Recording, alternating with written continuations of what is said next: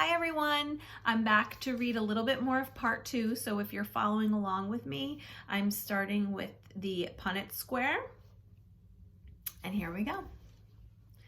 If I have children, there's a 1 in 2 chance that I will pass on the defective gene to them.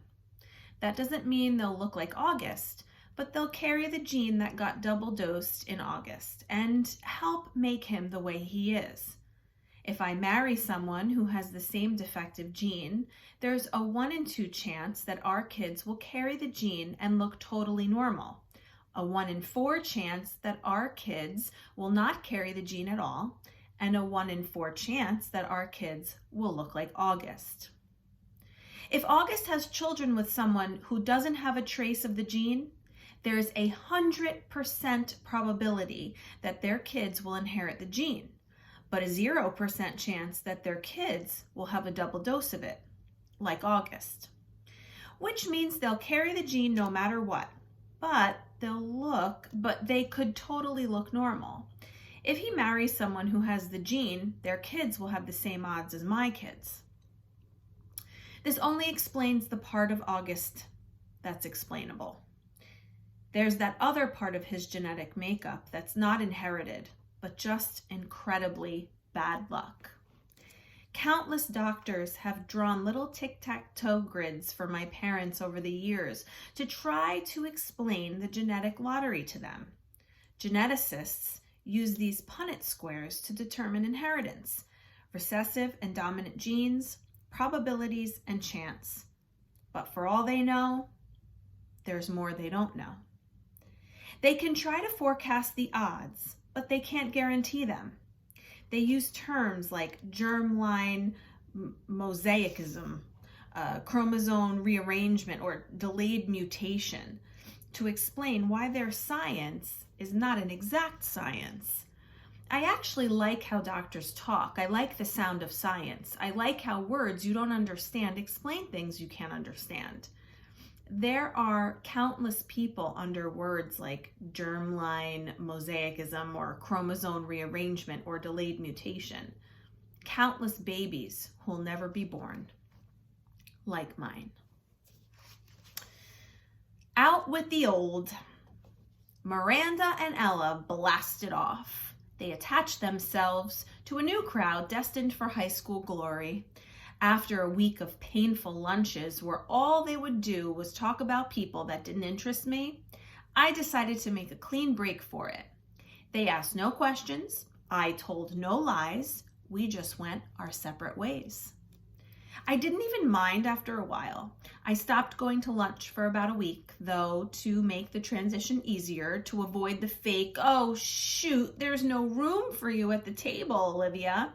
It was easier just to go to the library and read. I finished War and Peace in October. It was amazing. People think it's such a hard read, but it's really just a soap opera with lots of characters, people falling in love, fighting for love, dying for love. I want to be in love like that someday. I want my husband to love me the way Prince Andrei loved Natasha. I ended up hanging out with a girl named Eleanor, who I'd known from my days at PS 22, though we'd gone to different middle schools. Eleanor had always been a really smart girl, a little bit of a crybaby back then, but nice. I'd never realized how funny she was.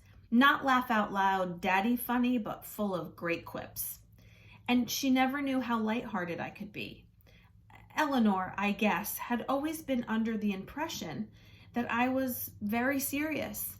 And as it turns out, she never liked Miranda and Ella. She thought they were stuck up. I gained entry through Eleanor to the smart kids table at lunch. It was a larger group than I'd been accustomed to hanging out with, and a more diverse crowd. It included Eleanor's boyfriend, Kevin, who would definitely become class president someday. A few techie guys, girls like Eleanor who were members of the yearbook committee and the debate club, and a quiet guy named Justin who had small round glasses and played the violin, and who I had an instant crush on. When I'd see Miranda and Ella, who were now hanging out with the super popular set, we'd say, "Hey, what's up?" and move on. Occasionally, Miranda would ask me how August was doing and then say, "Tell him I said hello." This I never did, not to spite Miranda, but because August was in his own world these days. There were times at home that we never crossed paths. Okay, guys, that was a little bit more of part 2. Tomorrow, my plan is to, Tomorrow, my plan is to finish part 2. So I hope you'll join me tomorrow night for the rest of part 2, which is a really great ending to this part. And then I will finish up with reading all of chapter 3 in one shot. So I hope you join me tomorrow. Thanks for reading along, and good night, everyone.